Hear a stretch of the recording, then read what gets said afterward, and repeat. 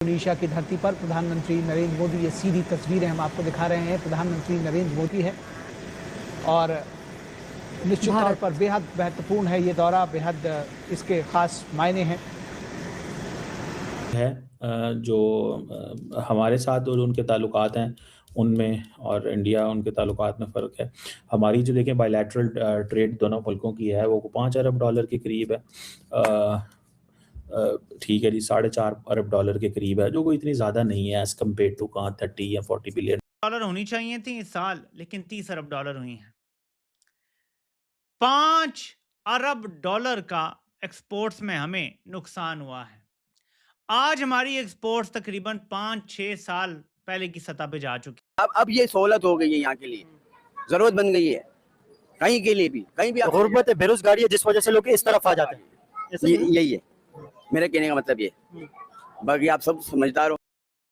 तो दोस्तों, पीएम मोदी पहुंच गए हैं इंडोनेशिया और इंडोनेशिया में उनका भव्य स्वागत हुआ है। एयरपोर्ट के ऊपर पीएम मोदी को लेने के लिए खुद इंडोनेशिया के राष्ट्रपति पहुंचे हैं, जो कि भारत और इंडोनेशिया के मजबूत संबंधों को दर्शाता है। परंतु पाकिस्तान इन संबंधों से काफी ज्यादा चिढ़ गया है। पाकिस्तान ऐसा मानता है कि इंडोनेशिया एक इस्लामिक देश है, तो भारत के साथ उसको अच्छे संबंध नहीं करने चाहिए, जबकि भारत और इंडोनेशिया का व्यापार पहुंच चुके हैं इंडोनेशिया की धरती पर प्रधानमंत्री नरेंद्र मोदी, ये सीधी तस्वीरें हम आपको दिखा रहे हैं। प्रधानमंत्री नरेंद्र मोदी का ये दौरा, जिसकी हम चर्चा कर रहे थे, उसकी शुरुआत हो चुकी है और निश्चित तौर पर बेहद महत्वपूर्ण है ये दौरा, बेहद इसके खास मायने हैं। पर देख रहे हैं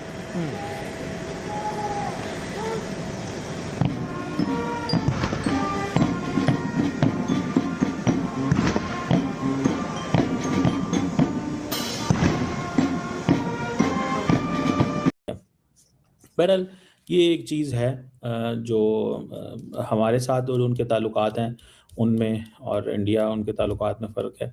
हमारी जो देखें बायलैटरल ट्रेड दोनों मुल्कों की है वो $5 अरब के करीब है। ठीक है जी, $4.5 अरब के करीब है, जो कोई इतनी ज़्यादा नहीं है एज़ कम्पेयर टू कहाँ 30 या 40 बिलियन डॉलर। और 2024 में ये भी ऊपर गई है, ये अपवर्ड ट्रैजेक्टरी आई है, इकोनॉमिक इंगेजमेंट बढ़ी है इंडोनेशिया के साथ। पाकिस्तान जो है वो टेक्सटाइल और प्रोसेस्ड गुड्स, सी फूड, हलाल मीट वगैरह छोटी मोटी चीज़ें उनको एक्सपोर्ट करता है, और वो जो है क्रूड पाम ऑयल और इस तरह की खाने पीने वाली चीज़ें, रबर शबर, ऑटो पार्ट्स, इलेक्ट्रॉनिक्स वगैरह हमें करते हैं।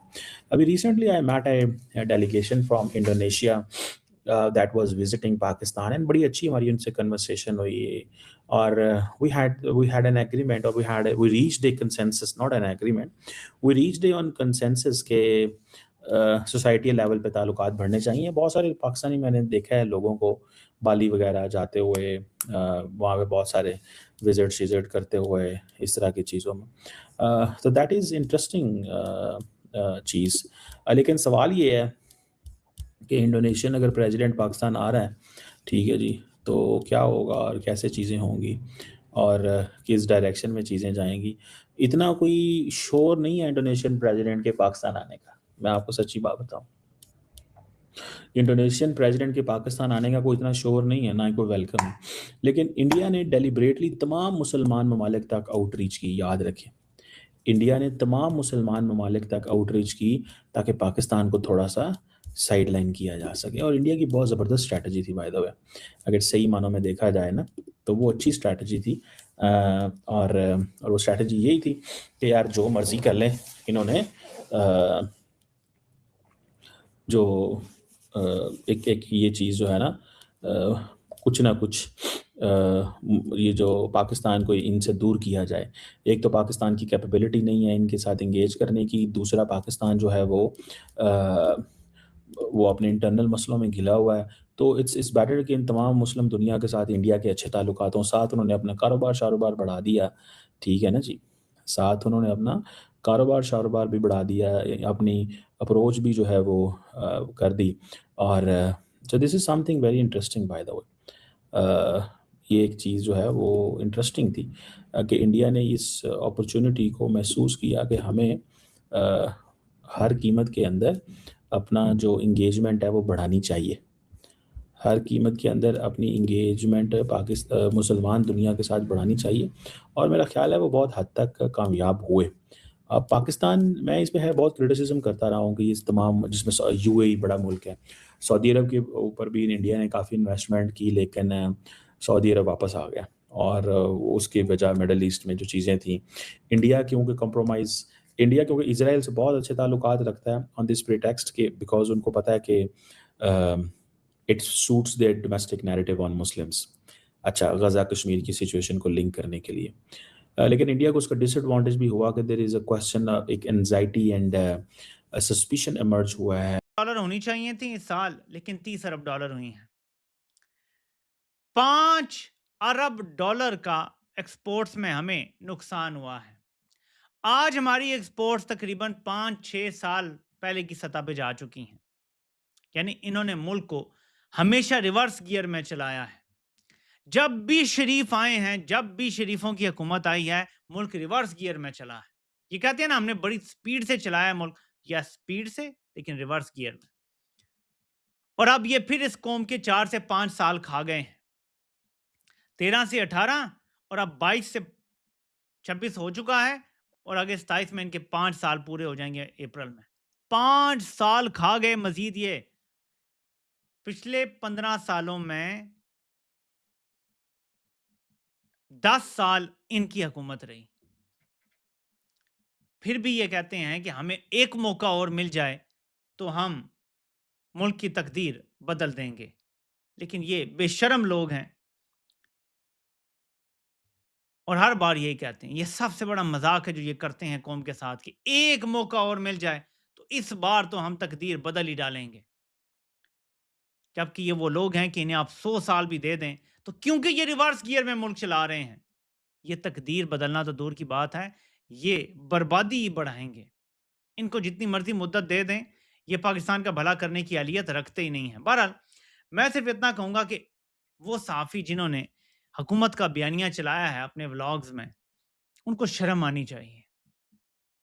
ऐसे मौके पे जब हुकूमत डायरेक्टली इन्वॉल्व होती है किसी जुर्म में तो हुकूमत का बयानिया तो चलाना ही नहीं चाहिए आपको सच बता के। हाँ, ये बताएं कि हुकूमत का ये मौक़िफ़ है, लेकिन असल बयानिया आपको उसकी खुद खोज लगानी चाहिए।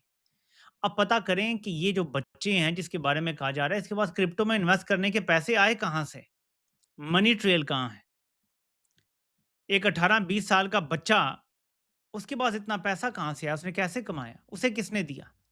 ये कहाँ है मनी ट्रेल? ये जो किसी ख़ानदान के चश्मो-चराग के 100 मिलियन के पता नहीं कितने मिलियन नुकसान का बताया जा रहा था, क्या ये वाक़ई नुकसान हुआ था या ये पाकिस्तान से मनी लॉन्डर करके पैसा बाहर गया और बताया ये जा रहा है कि बस नुकसान हो गया? बहुत सारे सवालात हैं जो खड़े हो गए हैं और इन सवालों का जवाब ज़ाहिर है कि इस हुकूमत के दौरान तो नहीं मिलेगा, लेकिन एक दिन ज़रूर मिलेगा इस कौम को और वो वक्त होगा जब ये सारा ख़ानदान जेलों में पड़ा होगा। अब ये सहूलत हो गई है यहाँ के लिए, जरूरत बन गई है कहीं के लिए भी, कहीं भी गुर्बत है, बेरोजगारी है, जिस वजह से लोग इस तरफ आ जाते हैं। यही है मेरे कहने का मतलब। ये बाकी आप सब समझदार हो, ज्यादा मैं बोलूंगा नहीं। कोई भी गुमरान हो मगर कोई सच्चा आया नहीं यहाँ। जो हालात जो है लोगों को उल्टे कामों की तरफ लेके जा रहे हैं। बेशक अब आप किसी भी जगह पे चले जाओ, क्या कुछ नहीं है। हालात पढ़े लिखे लोग भी जालियत वाली काम कर रहे हैं। किसी के मुंह से मैंने ये सुना कि आप एक कराची की आवाम एक जहाज का मालिक है, मगर मैं तो सोचता हूँ साइकिल का क्या चप्पल का भी मालिक नहीं है। मस्जिदों के बाहर से चप्पल चोरी हो जाती है। चप्पल चोरी होती है, प्लास्टिक का जो गिलास होता है अगर कहीं पे किसी ने पानी का लगाया हुआ होता है उसको जंजीरों के साथ बांधा होते हैं, वो भी ले जाते भाई, काट के भी लेके जाते हैं। ये बात तो हकीकत है। ना पानी है, ना गैस है, ना बिजली है, कुछ सहूलतें नहीं है, जो बेसिक चीजें नहीं है। एक घर पर 8 आदमी रहते थे, खुला डुला रहते थे। अब उसी बिल्डिंग में आपने 800 आदमी खड़ा कर दिया, लेकिन आपका वही 500 वाले। तो लोग इतने बच्चे पैदा क्यों कर रहे हैं? एक इंसान के 8 बच्चे लोग पैदा कर रहे हैं। अभी एक अंकल से मिल के आया, उसने 19 उन्होंने बच्चे पैदा। दोस्तों, पाकिस्तान की मीडिया भारत के खिलाफ एक ही नैरेटिव चलाती है कि भारत पाकिस्तान को दुनिया भर से आइसोलेट कर रहा है, जबकि अभी ईरान और अमेरिका के बीच में सीज फायर के लिए जो लोग डांगिया बने थे उसके बाद पाकिस्तान खुद को सुपर पावर समझने लगा है। परंतु इनकी इज्जत वही है जो कि पहले हुआ करती थी, भले ही पाकिस्तानी कितने ही हवा में क्यों ना उड़ लें। अब इंडोनेशिया की यात्रा पर शहबाज भी गया हुआ था, वहां पर इसने कुछ शेरो शायरी वगैरह कर दी थी जिसके बाद पाकिस्तान में बवाल मच गया था, क्योंकि इंडोनेशिया और पाकिस्तान का व्यापार $500 बिलियन के आसपास भी नहीं है और ये भारत के साथ कंपटीशन करने की बात करते हैं। अब भारत के पीएम मोदी गए, आपने देखा कि खुद इंडोनेशिया की राष्ट्रपति उनको एयरपोर्ट के ऊपर रिसीव करने के लिए आए हैं। जो रेड कारपेट तो नहीं बिछाया गया, क्योंकि इंडोनेशिया में रेड कारपेट की बजाय शायद आसमानी कलर का कारपेट बिछाया जाता है, जैसे कि खाड़ी के देशों में सऊदी अरब में मरहून कलर का कारपेट बिछाया जाता है। इसलिए इंडोनेशिया ने अपने ट्रेडिशनल कारपेट के साथ पीएम मोदी का वेलकम किया है। अब शहबाज को लेने के लिए कभी इंडोनेशिया के राष्ट्रपति एयरपोर्ट के ऊपर नहीं गए, इससे पाकिस्तानी चिढ़ जाते हैं। ऊपर से ये लोग बोलते हैं कि इंडोनेशिया दुनिया का सबसे बड़ा मुस्लिम राष्ट्र है, तो उसको भारत के साथ संबंध अच्छे नहीं रखने चाहिए, इनको पाकिस्तान के साथ अच्छे संबंध रखने चाहिए। भैया ब्रह्मोस और इसके अलावा कई प्रकार का व्यापार